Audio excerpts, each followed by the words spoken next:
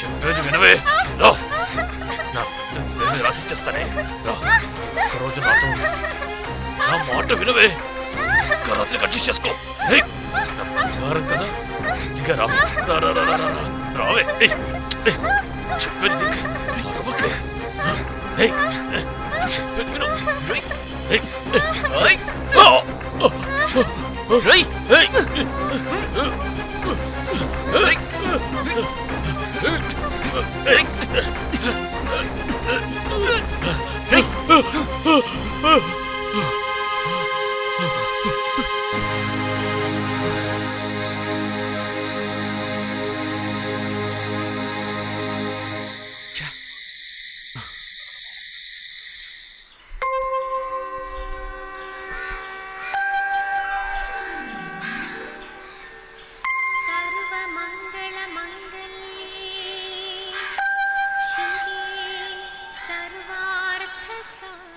ఏంటి సావిత్రమ్మ గారు, త్వరగా దేవుడితో మాట్లాడి వెళ్ళిపోతున్నట్టున్నారు?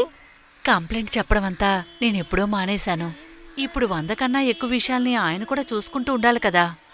ముందు కాలంలో అంతా చూశారంటే ఎక్కువ భక్తులు ఇక్కడికి రారు, దేవుడు ఒంటరిగానే ఉంటారు. అటువంటి సమయంలోనే నేను నా కోరికల్ని ఎక్కువగా చెప్తాను. అన్నీ విన్నాక అక్కడి నుంచి ఒక శబ్దం వస్తుంది, అప్పుడే నేను వెళ్తాను. మీరు బాగుండాలి, మీరు చల్లగా ఉండాలి, ఇదే అమ్మా నిజమైన భక్తి అంటే. సరే మరి మేము వెళ్ళిరామా?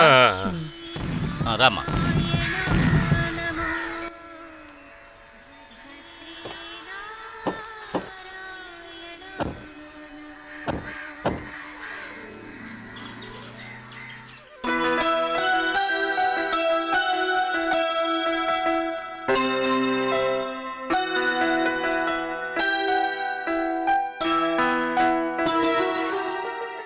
రాజా కాస్త బండాపో. ఎందుకమ్మా, ఇప్పటికే చాలా ఆలస్యం అయింది. పర్వాలేదు, నేను వెళ్ళి అమ్మాయిని కలిసొస్తాను.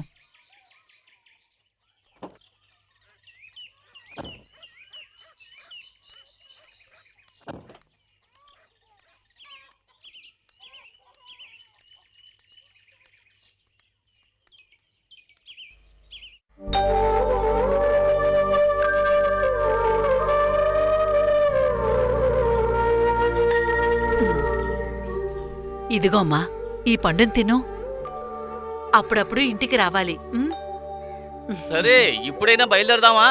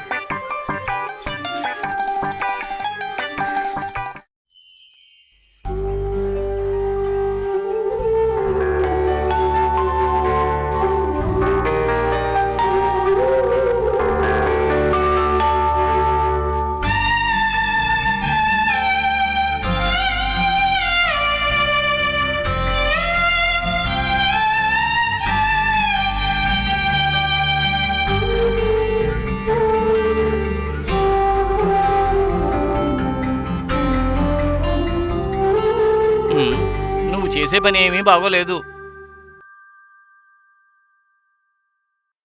ఏంటి శంకరన్నయ్య ఇది?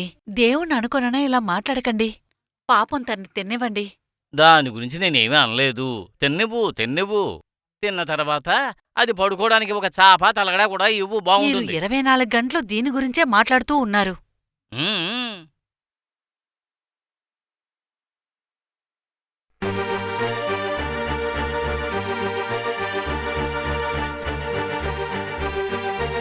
అన్న ఎక్కడికన్నా? ఎక్కడికి లేదు, ఇప్పుడే వస్తా. ఎక్కడికైనా అలాండి. శంకరన్న వెళ్ళు, ఎక్కడికి? వస్తా.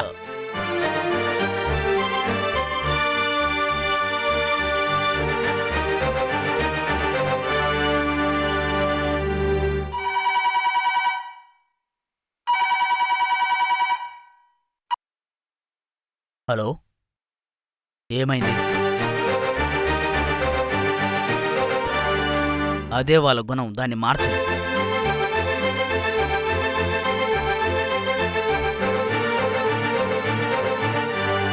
మీరే కొంచెం చూసుకోండి.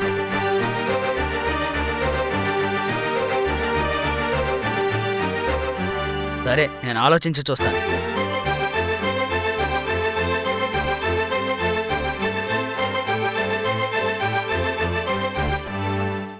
అర్థమైంది. వచ్చి కలుస్తానులే. ఓకే.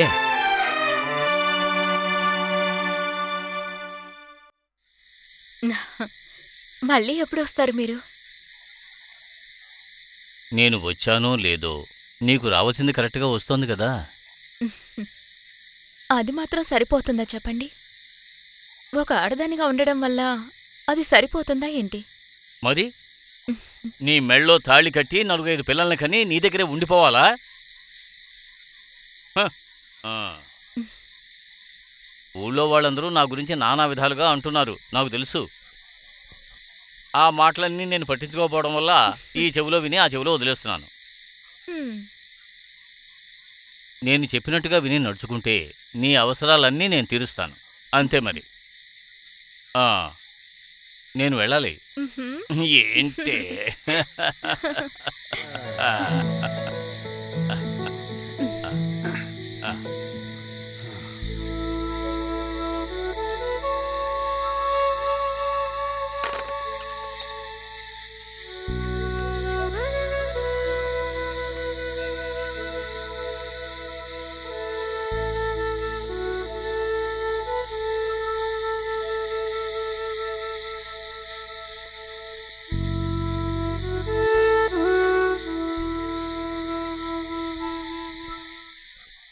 అయినా కూడా శంకరన్నయ్య, ఎందుకు మీరిలా చేశారు?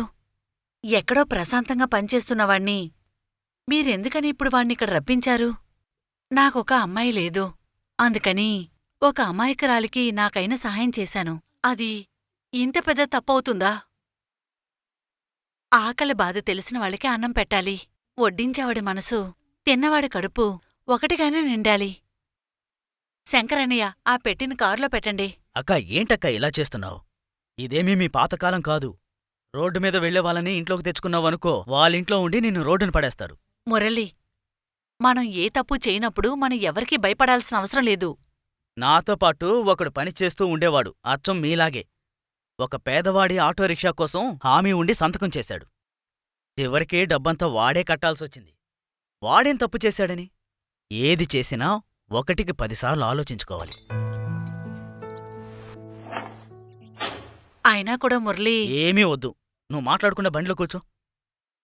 ఇదేమీ నువ్వు కొత్తగా చెప్పడం లేదు, నా చిన్నప్పటినుంచి చెప్తూనే ఉన్నావు. మీ అబ్బాయి ఇంటికొచ్చేంతవరకు నువ్వు నా దగ్గరే ఉంటున్నావు.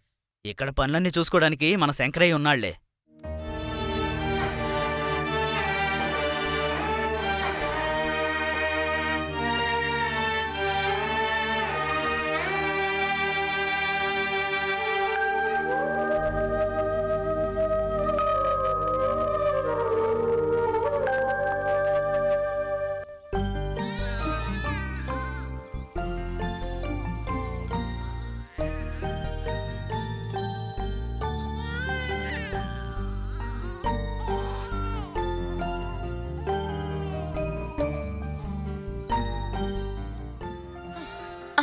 అరే ఇదిగో ఇలా ఇలా.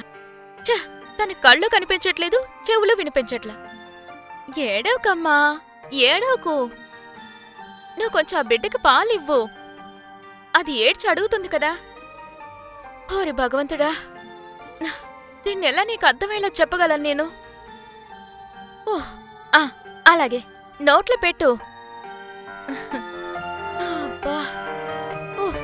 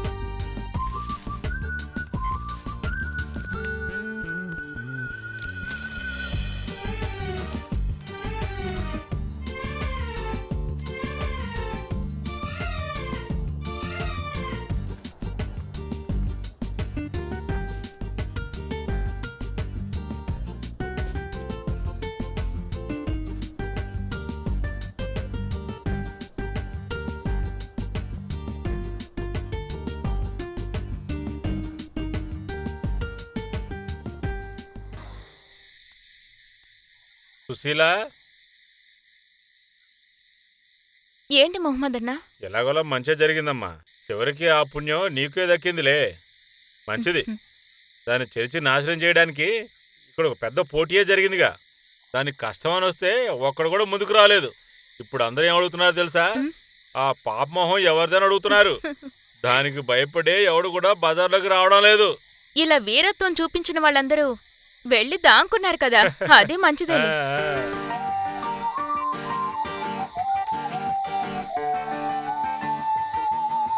పిల్లల డ్రెస్సు బొమ్మలు తీసుకొచ్చాను. సూపర్. చీము రక్తం ఉన్నోళ్ళు ఈ ఊళ్ళో ఇంకా ఉన్నారంటే ఇదే మరి. ఈ అబ్బాయి అదరగొట్టేశాడు. తీసుకో అమ్మా. అది వాడు కష్టపడి సంపాదించిన డబ్బులమ్మా. నేనిచ్చే జీతంలో కొద్ది కొద్ది దాపెట్టుకుని వాటితో కొన్నదమ్మా. వీడేనమ్మా మగాడంటే. సరే అయితే నేను బయలుదేరనా? నీకు ఎలాంటి సహాయం కావాలన్నా వాడు చేస్తాడులే. మేమిద్దరం ఎక్కడ ఉంటే నా కొట్టు సంగతి ఇక అంతే. మొహమ్మద్ అన్నా, ఏం చేయను? ఈ వివరం తెలియని ఈ అమ్మాయిని, ఆ చిన్న బిడ్డని వదిలేసి వెళ్ళగలనా? బిడ్డ ఏడ్చినా కూడా తనకేం తెలియడం లేదు. ఈ గుడిసెలో ఏదో ఒక సందు నుంచి ఏ కుక్కో నక్కో ఆ చిన్న బిడ్డని తీసుకువెళ్ళిపోతేను? యా అల్లా, అలాగేం జరగదులే అమ్మా. అది మాత్రమే కాదు, నాకిదంతా అసలు అలవాటే లేదు. ఎవరైనా మగ మనిషి అండ లేకుండా. నేనిప్పుడు ఏం చెప్పాలో అర్థం కావటం లేదు. దిక్కులేనోళ్ళకి ఆ దేవుడే దిక్కమ్మా. సరే నేను ఇక బయలుదేరతాను.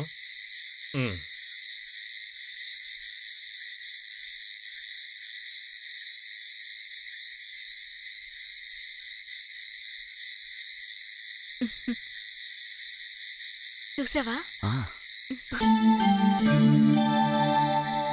రాత్రైంది కదా, ఆ. కొంచెం జాగ్రత్తగా చూసుకో. నేను చూసుకుంటాను. నేను బయలుదేరతా. అలాగే. ఏంటి వీడు ఈరోజు సంతోషంగా ఉన్నాడు? ఆ అమ్మాయికి ఈరోజు ఒక బిడ్డ పుట్టింది కదా, అందుకే ఆ, లీవ్ ఓ, ఇచ్చేసాను. అలాగా? ఆ, తప్పు చేసిన వాళ్ళు ఏ టైంలో ఏదైనా చేయొచ్చు కదా. ఆ. నేను బిడ్డను చూశాను. అదెప్పుడు? సుశీల చూపించింది.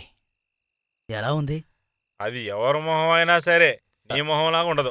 ఎందుకంటే వీడు దానికి కూడా సరిపోడు.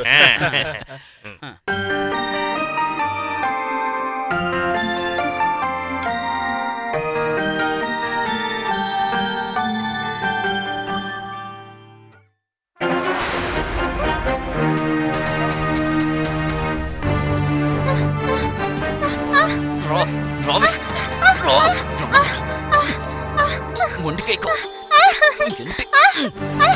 బలం రాదే.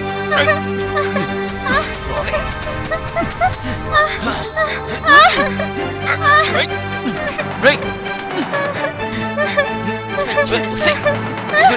రేయ్, వదలరా. వదలమంటుంటే.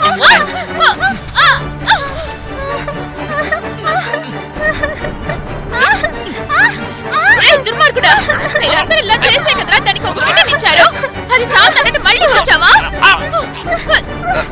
నిన్ను చంపేస్తారా?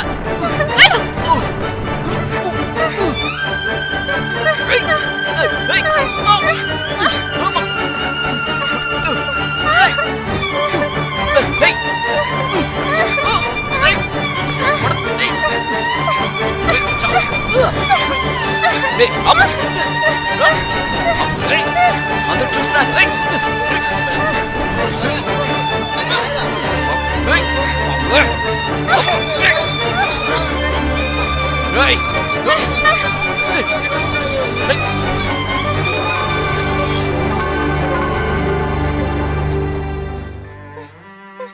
మనమంతా చూస్తూ ఉండగానే ఒక అమ్మాయి ఆడపిల్లని చెడగొట్టాలని చూస్తున్నాడు. రేపు మీ ఇంట్లో ఆడపిల్లలు కూడా ఇదే గతి పట్టొచ్చు. అప్పుడు అందరూ కూడా ఇలాగే నిలబడి చూస్తూ ఏమీ చెయ్యకుండా ఇలాగే నిలబడితే ఏమిటి అర్థం చెప్పండి? చేయకూడదని కాదు, భయంతోనే ఇలా చేయట్లేదు. ఈ ఆడపిల్లకున్న ధైర్యం మీకెవరికీ లేదా? ఒకరిద్దరు మగాళ్లకు బుద్ధి చెప్పడానికి ఈ సమాజానికి ధైర్యం లేదా?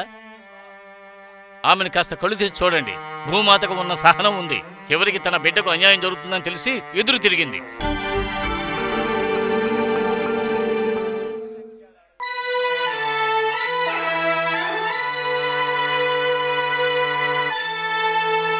ఏదేమైనా శక్తి చాలా ధైర్యవంతురాలు.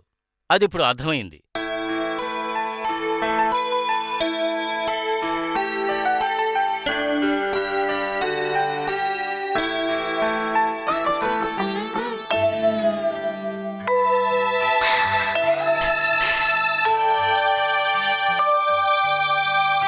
ఈవిడికి మాట్లాడే శక్తి లేదు, కానీ అన్నీ అర్థం చేసుకోగలదు. ఈ బిడ్డని నేను పెంచుకుంటాను. తండ్రి లేని ఈ బిడ్డకి నేను తండ్రినవుతాను. పద.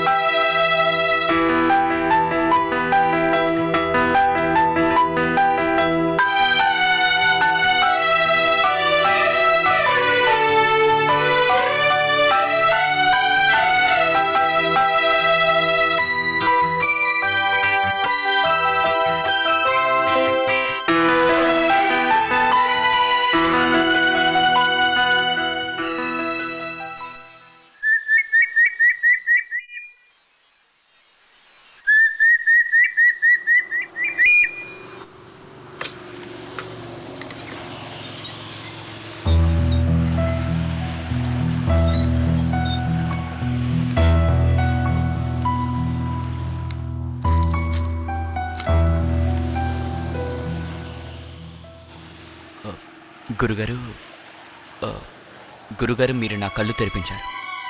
ఇక నేను దేని గురించి ఆలోచించిన? తనంటే నాకిష్టం గురుగారు. ఆ బిడ్డ తను నాకు కావాలి. నువ్వేదో ఆవేశంలో మాట్లాడుతున్నావని నాకు అర్థమవుతోంది. లేదు గురుగారు, నేను ఆవేశంతో అస్సలు మాట్లాడట్లేదు. నేను బాగా ఆలోచించాను.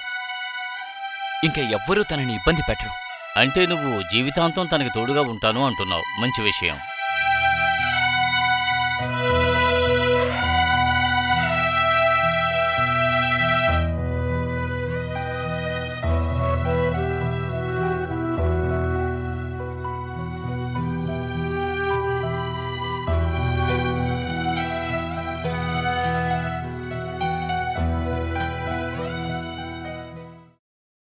నేను ఆమెతో అన్ని విషయాలు వివరంగా చెప్పాను.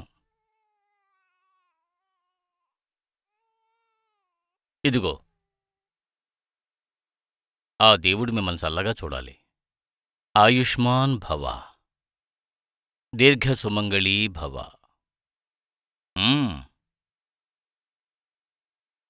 వెళ్ళిరండి.